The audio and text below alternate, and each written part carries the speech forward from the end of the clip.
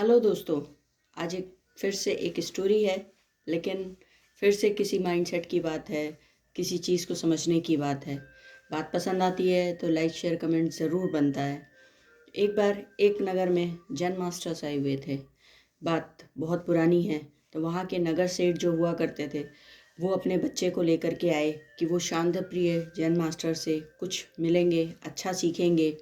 और उनको वो बड़ा मानते थे, तो वो अपने बेटे को भी इसलिए लाए थे कि कुछ सीख जाएगा, कुछ अच्छी बातें उनसे मिलेंगी। इस तरीके से बड़ी देर इंतज़ार करते रहे। जैसे ही गेट के पास आए वो लोग, बेटे और नगर सेठ में कुछ बातें हो रही थी।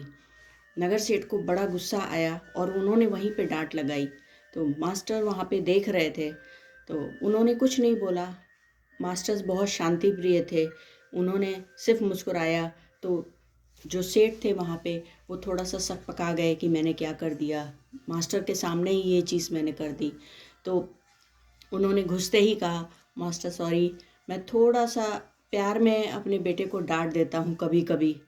तो मास्टर फिर से मुस्कुरा कर के बोले, सेठ जी एक बात बताइए, आपको आपने कभी घोड़े की पूँछ देखी है? बोले हाँ देखी है। बोले क्या घोड़े की, अगर हम बोले 5 टांग है तो 5वीं टांग कौन सी होगी? सेठ ने तुरंत बोला, घोड़े की पूँछ ही है।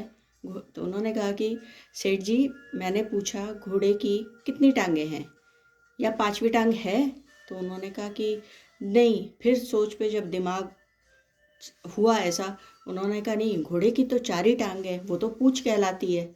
तो उसी पे मास्टर ने कहा कि यही तो मैं कहना चाह रहा हूँ, क्रोध में प्रेम को प्रेम कैसे कहा जा सकता है? प्रेम तो प्रेम है और क्रोध तो क्रोध है। आप अगर उसे गुस्से में डांट रहे हैं तो उसे डांटिए, उसको प्रेम का नाम मत दीजिए।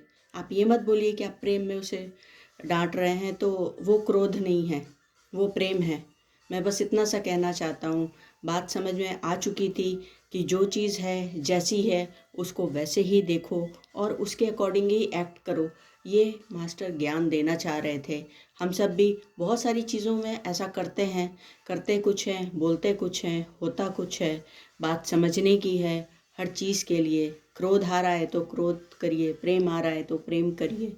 बात सिंपल है, सीधी है। बस इतना ही रखना है, यही समझना है। अपने दिमाग को कोई गलत विचार नहीं देना है कि मैं करना तो ये चाहता हूँ लेकिन कर ये रहा हूँ। इसकी सबसे बड़ी सीख ये है।